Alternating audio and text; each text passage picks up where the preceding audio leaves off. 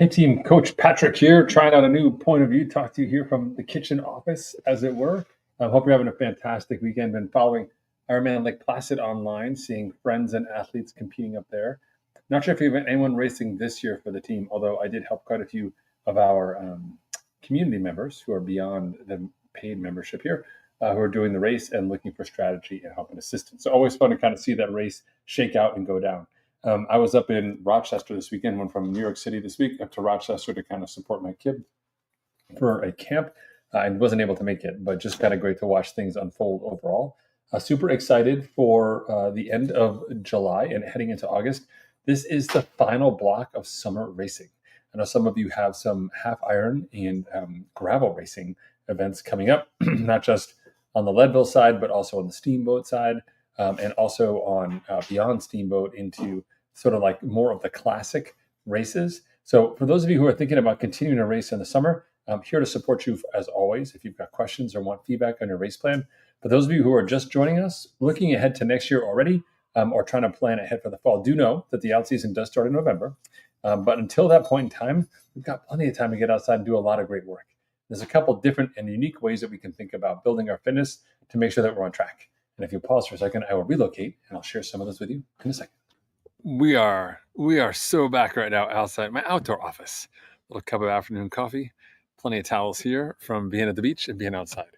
Man, I just love summer. All right, so the three things to think about here as you're heading into the summer and looking at some of these late summer, but before fall early races. This is a unique spot in your year, which often, as I sort of recognize myself, ends up being the Bermuda Triangle of your season, which is to say that it's not the early season race that you prep for and you work so hard for.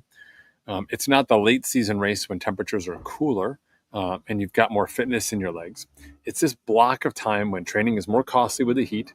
You haven't had a ton of time to rest between events or between your big event and where you are now.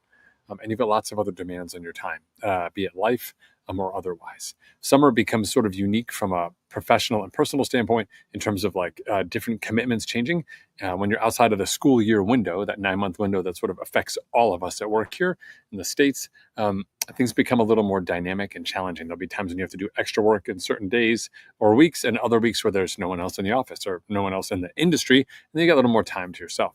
So how do we handle this balance of dealing inside the space? Number one, we recognize that this Bermuda Triangle area and we respect it. We say like, listen, I may or may not feel great at this point in time, and I have to make decisions based off of it. Particularly those of you who are super motivated and have been training and racing for a bit this year, trying to head into this block and peak is really hard. Okay. Number two, in terms of being successful this time of year, I really would recommend that when we think about traditional building and traditional volume, what most people will do is they'll just sort of take every week and they'll just kind of raise it a little bit every week. Maybe they have a rest week and then they'll go back and raise it up again, etc. That's fine because if you're raising it all the whole time, there's a couple different ways you can do it. Either you're doing it sort of commensurately across all days of the week, or maybe you're just keeping the week the same and you're raising weekends. At this time of year, I really want you to encourage you to go to that secondary strategy, which is keeping the week's baseline and quality and letting the weekend volume go up and down accordingly to help you meet your goals. Very tempting to, in the summer weather, be like, the sun's up early, I'm going to go long. I'm going to go long during the day, during the week. I'm going to go long on the weekend as well. The recovery cost of sessions right now are so high. And you've also, by doing volume and by doing longer sessions, be they races or race rehearsals, have lost some of that higher end fitness. This time of year is actually a great time to recover, recharge, and actually do some of that quality work to get back your mojo and the shorter interval type stuff. Not that you're going to break new ground, but you can sort of refresh that part of your arsenal and allow you to get back out there and be more successful in the fall. Okay. And then number three is just really making sure we're doing that post-workout self-care.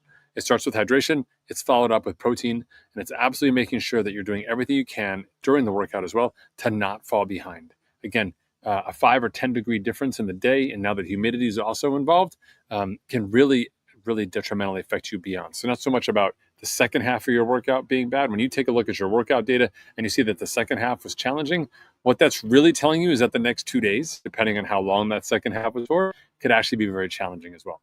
So we always recover, we always rehydrate. If you can't weigh yourself pre and post, you can do a good job of knowing, like most of our athletes do, how much fluid you need to take in and how much you actually took in. You can pretty much ballpark it using that delta. So if you were going to take in 6 bottles, but you had 4, you know that you're 2 bottles down in your day, and you've got to get 2 bottles back into your system. Losing weight, always great for an endurance athlete. Losing weight because of a long workout and a hot summer day, not great for an endurance athlete who has goals and objectives. That dehydration is the kind of thing like chronic sleep or chronic fatigue that can slowly eat away at you as an athlete, and you have to be very careful in these summer months. If you, like me, are falling into this Bermuda Triangle time of year, just be patient. You're here because you did a lot of work early, so don't beat yourself up about it. Instead, recognize that, hey, I've done a ton of work. My body is saying, I can't keep doing lots of work for a long period of time. I'm going to take a dip. I'm going to manage this dip as gracefully and as intentionally as possible, with the hopes that we'll get those numbers back up again for the fall when the weather really changes. In a way, staying consistent and having done a lot of work are 2 great tools for us to make sure that the fall will be great. But it only happens, the magic only comes to be if we're actually able to be smart now in this Bermuda Triangle time of year. So enjoy the Bermuda Triangle, put on lots of sunscreen, be smart, make great decisions. I'll see you at office hours, and I'll see you at Coach Drop-In this week. Be well, everyone. Take care.